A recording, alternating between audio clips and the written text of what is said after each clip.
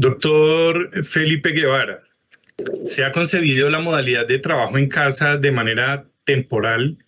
No obstante, los resultados han sido positivos y rentables para muchas empresas. Por lo tanto, ¿se considera esta modalidad como otra forma de trabajo de manera permanente? No, señor. En efecto, siempre el trabajo en casa tendrá que ser ocasional, temporal y no permanente, por decirlo así. Si un empleador quiere acudir a este tipo de trabajo, tendrá que acudir efectivamente a la consolidación del teletrabajo en su empresa, dependiendo cada una de las diferentes modalidades. Pero el trabajo en casa no es una modalidad para que un empresario pueda optarla como algo permanente dentro de su empresa, solo si tiene o cumple con estos 3 requisitos específicos. Hay una gran aceptación desde la expedición de la circular 21, 33 y 41 emitidas por el señor ministro del Trabajo.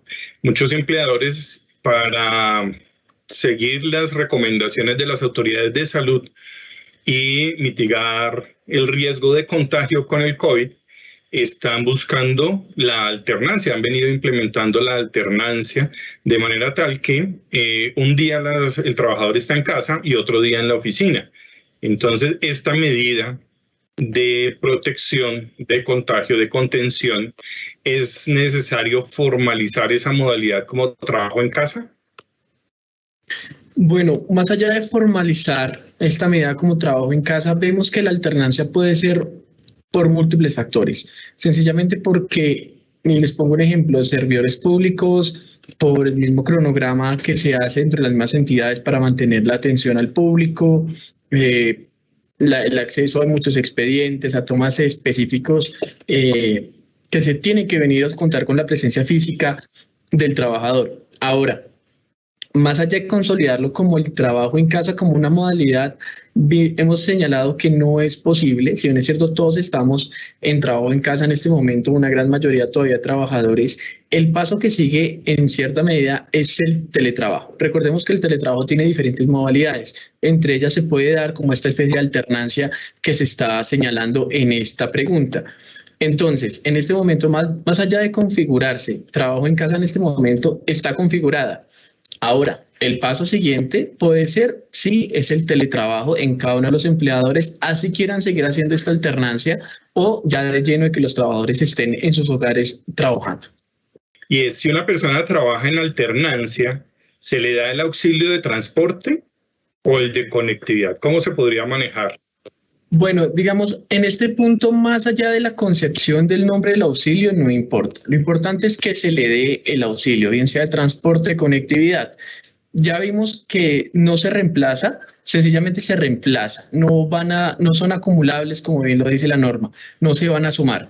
Entonces, que en el desprendible de nómina diga auxilio de conectividad o auxilio de transporte, al final va a ser inocuo, porque la única intencionalidad es que el trabajador realmente reciba estos 106.000 pesos que trae la norma conforme al aumento del 2021 para el trabajador. No es nada más. Puede tomarse la habilitación de trabajo en casa por circunstancias ocasionales. Entonces, si la empresa toma como política, una vez pase la pandemia, otorgar a sus empleados, cuando así lo quieran, la oportunidad de trabajar desde casa, por ejemplo, 2 veces al mes o una vez cada 15 días, ¿esto puede ser considerado como trabajo en casa? Bueno, Doc, no, señor. Recordemos que en el numeral 4 en el artículo 6 de la ley 1429 del 2008, que es la ley del teletrabajo, da una excepción específica a este tipo de situaciones, que muchas empresas lo han aplicado antes inclusive de la pandemia como un beneficio no salarial o diferente para sus trabajadores, un beneficio emocional se llama, donde ellos una vez cada mes o cada 15 días puedan trabajar desde su casa.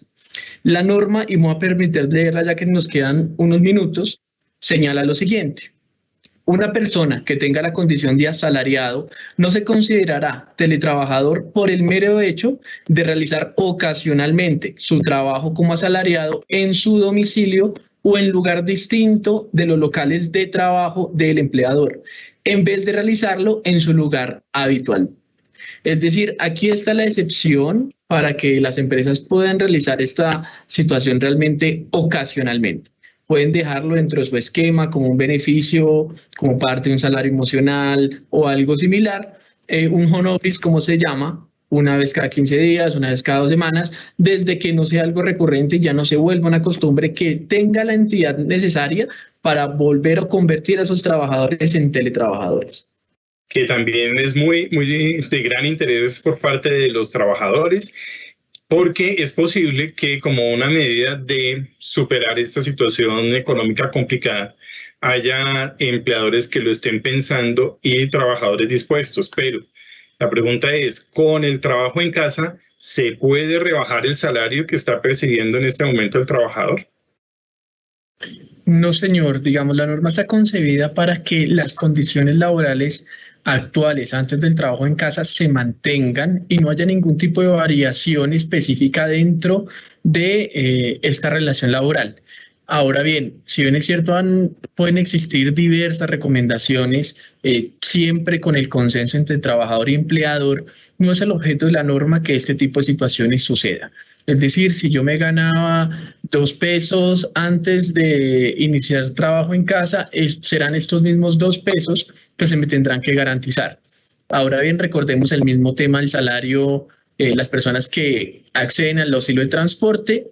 Si al momento de iniciar el trabajo en casa yo ya no accedo a toda vez que no tengo que desplazarme, sí estaré accediendo al auxilio de conectividad. Perfecto, doctor Felipe. Sí, entonces la figura en sí misma no da derecho a reducirle el salario a los trabajadores. Otra cosa es que si por la situación que está pasando la empresa, las dos partes se ponen de acuerdo y consideran que de una manera transitoria y en el marco del escenario que se establece en la circular 33 del 2020, llegan a ese acuerdo consensuado, es posible siempre y cuando no sea inferior al salario mínimo. Sí, estimados. En efecto, es una de las medidas planteadas en la circular 033 del 2020 como una medida de protección al empleo, pero esta fue en el marco específico, digamos, de la pandemia y todos los efectos negativos catastróficos que estaba generando para muchas empresas. Entonces es como una medida de emergencia. Sin embargo, como usted lo indica, se puede aplicar en cualquier momento para cualquier relación, haya o no haya emergencia o COVID, desde que haya consenso entre el trabajador y el empleador.